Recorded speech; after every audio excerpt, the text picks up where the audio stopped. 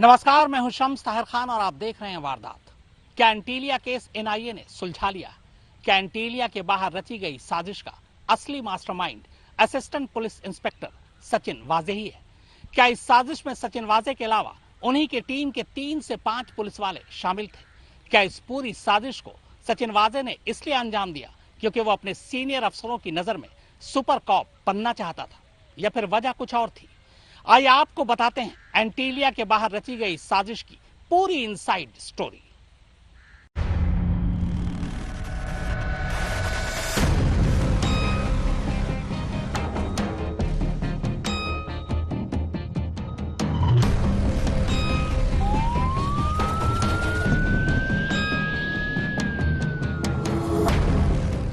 क्या कोई पुलिस अफसर सिर्फ अपनी काबिलियत साबित करने के लिए देश के सबसे अमीर शख्स के घर के बाहर एक कार में विस्फोटक रख सकता है?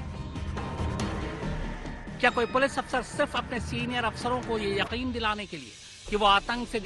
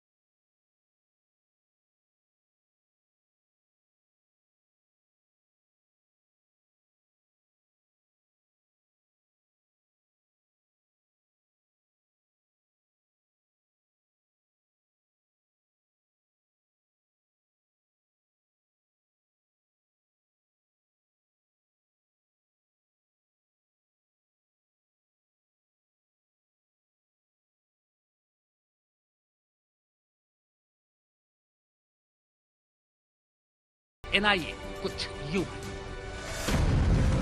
25 फरवरी की रात सचिन वाजे खुद स्कॉर्पियो चला रहे थे। स्कॉर्पियो के पीछे एक इनोवा चल रही थी। ये इनोवा मुंबई पुलिस की ही थी। एंटीलिया के बाहर स्कॉर्पियो पार्क करने के बाद सचिन वाजे स्कॉर्पियो से उतरकर इनोवा में बैठ गए। इसके बाद वो वहां से निकल गए। एनआईए सूत्रों के मुताबिक पीपीई सूट में जो शख्स नजर आ रहा है वो कोई और नहीं बल्कि सचिन वाजे ही है। इसके सबूत भी एनआईए ने बरामद कर लिए। दरअसल ये कायदे से पूरा पीपीई सूट ही नहीं है बल्कि ओवर साइज कुर्ता और रुमाल है। दरअसल इस साजिश को अंजाम देने के लिए सचिन वाजे ने 2 बड़े कुर्ते खरीदे थे। जिस जगह से ये कुर्ते खरीदे गए एनआईए की टीम वहां भी पहुंच गई। इनमें से एक कुर्ता जो सचिन वाजे ने 25 फरवरी की रात पहनी थी, उस कुर्ते को उसी रात मुलुंड टोल नाका के पास केरोसिन ऑयल से जला दिया था, जबकि दूसरा कुर्ता एनआईए ने ठाणे में सचिन वाजे के घर से बरामद कर लिया है। ये ठीक वही कुर्ता है जो सीसीटीवी में ये शख्स पहने नजर आ रहा है। एनआईए ने जब सचिन वाजे के घर की तलाशी की तो चौंकाने वाले खुलासे हुए हैं। दरअसल सचिन वाजे एंटीलिया के बाहर एक लंबा कुर्ता पहनकर चलते नजर आ रहे हैं, वैसा सीसीटीवी फुटेज सामने आया था। एनआईए का कहना है कि ऐसे 2 लंबे कुर्ते सचिन वाजे ने खरीदे थे। एक कुर्ता इस पूरे घटना के बाद उन्होंने जैसे ही वो मुलुंड टोल नाका क्रॉस किया उन्होंने जलाकर फेंक दिया, जबकि एक कुर्ता उनके घर से बरामद हुआ है। यही नहीं, सचिन वाजे के पास से एक और 4 व्हीलर जब्त हुई है। सवाल ये है कि सचिन वाजे और ऐसी कितनी कारों का इस्तेमाल करते थे। सचिन वाजे स्कॉर्पियो से उतरकर जिस इनोवा में बैठे थे उस इनोवा के ड्राइवर तक भी एनआईए जा पहुंची है। सूत्रों के मुताबिक ये ड्राइवर फिलहाल एनआईए के ही पास है। इनोवा चला रहा ड्राइवर भी मुंबई पुलिस फोर्स से ही, यानी वो पुलिस वाला है। ये इनोवा भी मुंबई पुलिस ट्रांसपोर्ट डिपार्टमेंट के नागपाड़ा के रिपेयर डिपो में खड़ी थी। एनआईए सूत्रों के मुताबिक क्राइम ब्रांच के दफ्तर में पार्क काली मर्सिडीज से पेट्रोल और डीजल के जो बोतल मिले थे वो दरअसल कपड़ों समेत दूसरे तमाम सबूतों को जलाने के लिए थे। एनआईए की कहानी के मुताबिक स्कॉर्पियो को लेकर सचिन वाजे की मनसुख हिरेन से पहले ही बातचीत हो चुकी थी। सचिन वाजे ने ही मनसुख को वारदात से करीब हफ्ता भर पहले स्कॉर्पियो सौंप देने को कहा था। 17 फरवरी को स्कॉर्पियो कब्जे में लेने के बाद सचिन वाजे ने मनसुख हिरेन को अगले दिन यानी 18 फरवरी को विक्रोली थाने में स्कॉर्पियो की चोरी की रिपोर्ट लिखाने को कहा। एनआईए सूत्रों के मुताबिक मनसुख हिरेन ने जिस ईस्टर्न एक्सप्रेस हाईवे पर स्कॉर्पियो के खराब होने और चोरी होने की बात कही थी, वो असली लोकेशन नहीं है, ये गाड़ी कहीं और दी गई थी। सूत्रों के मुताबिक चूंकि सचिन वाजे क्राइम ब्रांच सीआईए यूनिट में तैनात था, लिहाजा उसे पक्का यकीन था कि एंटीलिया के बाहर ऐसी कोई संदिग्ध कार मिलती है तो ऐसे हाई प्रोफाइल केस की जांच उसे ही मिलेगी। शायद ये भरोसा पुलिस कमिश्नर परमवीर सिंह के साथ नजदीकी को लेकर भी था। यही वजह है कि 25 फरवरी को जब एंटीलिया के बाहर संदिग्ध कार की खबर फैली तो एटीएस की टीम भी वहां पहुंच चुकी थी। एटीएस के एक डीसीपी भी मौके पर आ गए थे। तब सचिन वाजे पहले ही मौके पर मौजूद था। उसने एटीएस के उस डीसीपी से पूछा कि आप या आपकी टीम यहाँ क्या कर रही है, ये मामला हमारी टीम संभाल लेगी। इस पर एटीएस के डीसीपी ने जब सचिन वाजे से पूछा कि आप कौन हैं, दरअसल एटीएस के डीसीपी हाल ही में डेपुटेशन पर मुंबई पुलिस में आए थे। सचिन वाजे सादे कपड़ों में थे, लिहाजा वो उन्हें पहचान भी नहीं पाए। इस पर सचिन वाजे ने डीसीपी को पलटकर जवाब दिया कि मेरा नाम सचिन वाजे है। फिर सुबह होते होते एंटीलिया केस की जांच सचमुच सचिन वाजे के ही हाथ में आ गई और वही इस केस के जांच अधिकारी भी बना दिए गए। अब तक सारी साजिश प्लानिंग के तहत ही चल रही थी। सचिन वाजे को यकीन था कि इस केस को सुलझाकर 16 साल बाद मुंबई पुलिस में वापसी करते हुए एक बार फिर से वो लाइमलाइट में आ जाएगा। लेकिन सचिन वाजे से कुछ गलतियां हो गई और इन गलतियों की वजह से केस की जांच सीधे एनआईए के हाथों में चली गई। सचिन वाजे को जरा भी यकीन नहीं था कि मामला यूं हाथ से निकलेगा। एनआईए को जांच सौंपे जाने के फौरन बाद सचिन वाजे सबूत मिटाने के काम में जुट गए और यहीं वो एक के बाद एक गलती करते चले गए।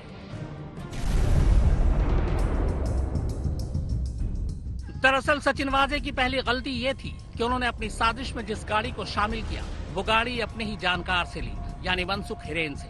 उन्हें अंदाजा नहीं था कि आगे चलकर उनके और मनसुख हिरेन के रिश्ते सामने आ जाएंगे। उनकी दूसरी गलती थी 17 से 25 फरवरी तक स्कॉर्पियो को थाने में अपनी ही हाउसिंग कॉम्प्लेक्स में खड़ी करना। सचिन वाजे को जरा भी एहसास नहीं था कि एंटीलिया की जांच कभी उनके घर तक भी पहुंच सकती है। उन्होंने तीसरी गलती ये की कि अपने ही घर के सीसीटीवी फुटेज और डीवीआर जांच के नाम पर अपनी ही टीम से उठवा लिए। चौथी गलती ये कि इस साजिश में क्राइम ब्रांच के बेड़े की इनोवा कार का इस्तेमाल किया। पांचवी गलती ये की कि 100 नंबर पर कॉल किए जाने के बाद खुद ही सबसे पहले मौके पर पहुंच गए। हालांकि कायदे से उन्हें मौके पर सबसे पहले तो पहुंचना ही था, क्योंकि स्कॉर्पियो खुद उन्होंने ही जो खड़ी की थी। छठी गलती ये थी कि काली मर्सिडीज भी अपने ही ऑफिस के बाहर पार्क कर दी, वो भी तमाम सबूतों के साथ। जैसे उन्हें अंदाजा नहीं था कि उनके घर तक एनआईए की टीम पहुंचेगी, शायद उसी तरह उन्होंने ये भी नहीं सोचा था कि एनआईए की टीम क्राइम ब्रांच के दफ्तर की भी तलाशी ले सकती है। सातवीं गलती ये की कि अपनी ही टीम यानी क्राइम ब्रांच के सीआईयू यूनिट के कुछ पुलिस वालों को इस साजिश में अपने साथ शामिल कर लिया। आठवीं गलती ये की कि अपने ही डिपार्टमेंट यानी क्राइम ब्रांच के सीनियर अफसरों को पूरे केस की जांच में कभी भरोसे में ही नहीं लिया। नवीं गलती ये थी कि सच सामने आने के बाद भी मनसुख हिरेन के साथ अपने रिश्तों को नकार दिया। और 10वीं और सबसे बड़ी गलती ये थी कि साजिश को अंजाम देने के लिए खुद ही भेष बदलकर एंटीलिया के बाहर जा पहुंचे स्कॉर्पियो पार्क करने। तो साजिश और साजिश की कहानी एनआईए के पास है। बस इस साजिश में सचिन वाजे के बाकी मददगारों का पकड़ा जाना अभी बाकी है। इस सिलसिले में क्राइम ब्रांच से ही जुड़े 5 पुलिस वाले फिलहाल एनआईए के रडार पर हैं। मुंबई से सौरभ वक्तानिया के साथ शम्स ताहिर खान, आज तक। तो बेशक एनआईए ने यह दावा किया हो कि एंटीलिया केस की साजिश को उसने सुलझा लिया है, लेकिन मनसुख हिरेन की मौत की पहेली अब भी पहेली बनी हुई है। अब मनसुख हिरेन की केमिकल एनालिसिस की रिपोर्ट आ गई है। इस रिपोर्ट के मुताबिक मनसुख हिरेन की मौत से पहले उन्हें बुरी तरह मारा पीटा गया। इसके बाद जब उन्हें पानी में फेंका गया तब उनकी सांसें चल रही थी।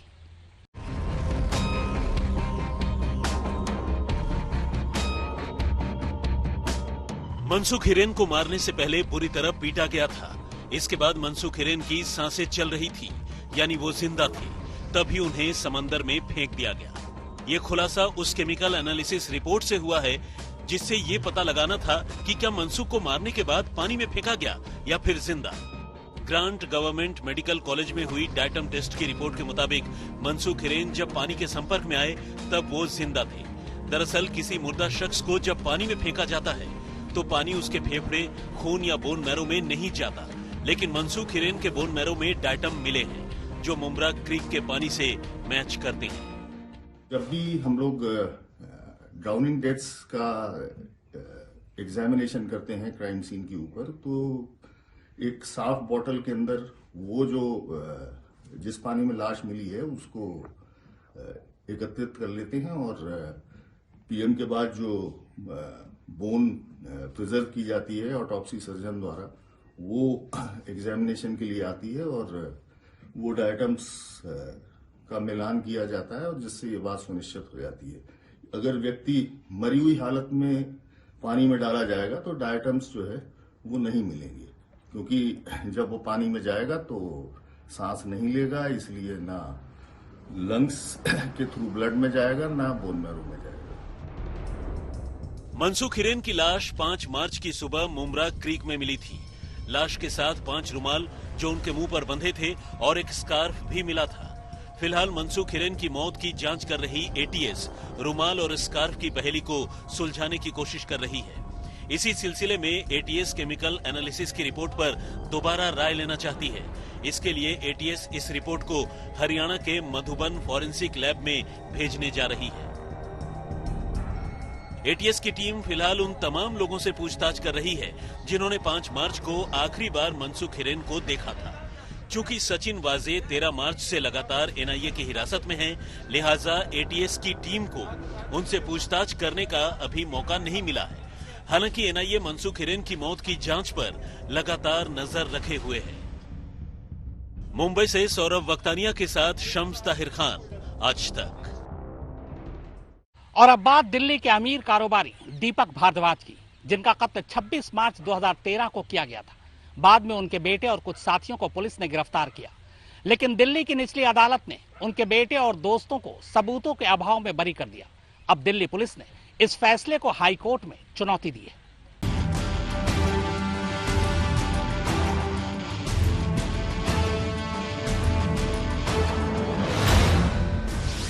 तारीख 26 मार्च 2013, वक्त सुबह के 9:15 बजे, जगह Lajwanti garden farm house, Delhi. Farm house का गेट खुलते ही अचानक गोलियों की आवाज से पूरा इलाका थर्रा उठा। बड़े प्रॉपर्टी डीलर और नेता दीपक भारद्वाज की गोली मारकर हत्या कर दी गई। 8 साल बाद इस सनसनीखेज हत्याकांड का जिन एक बार फिर बोतल से बाहर निकलने वाला है। इस हत्याकांड की फाइलें अब दोबारा खंगाली जा रही हैं। दरअसल कत्ल के इस मामले में दिल्ली पुलिस ने दीपक भारद्वाज के बेटे को और उसके साथियों को आरोपी बनाया था, लेकिन सबूतों की कमी से 2019 में दिल्ली की पटियाला हाउस कोर्ट ने इन सभी को बरी कर दिया। अब दिल्ली पुलिस ने इस फैसले के खिलाफ दिल्ली हाई कोर्ट में अपील की है। दीपक भारद्वाज के बेटे नितेश भारद्वाज को अप्रैल 2013 में अपने पिता की हत्या के लिए 5 करोड़ रुपए की सुपारी देने के आरोप में पकड़ा गया था। उसमें एक्चुअली ट्रायल कोर्ट ने बोला कि सफिशिएंट एविडेंसेस अवेलेबल नहीं थे। जो बेनिफिट ऑफ डाउट है वो एक्यूज को दिया गया। उसमें बाइज्जत बरी नहीं किया, बेनिफिट ऑफ डाउट दिया गया। मतलब ये बेनिफिट ऑफ डाउट में उनको बरी कर दिया सबको। तो अभी वो तीनों अपील, एक अपील हितेश भारद्वाज की, एक समिता भारद्वाज और एक स्टेट की, तीनों स्टेट के तीनों अपील्स लगी हुई। हरियाणा के सोनीपत के निवासी दीपक भारद्वाज रियल एस्टेट के बड़े कारोबारियों में शुमार किए जाते थे। वो बसपा के टिकट पर चुनाव भी लड़ चुके थे। हिमांशु मिश्र, दिल्ली, आज तक। तो वारदात में फिलहाल इतना ही, मगर आज तक पर खबरों का सिलसिला लगातार जारी है।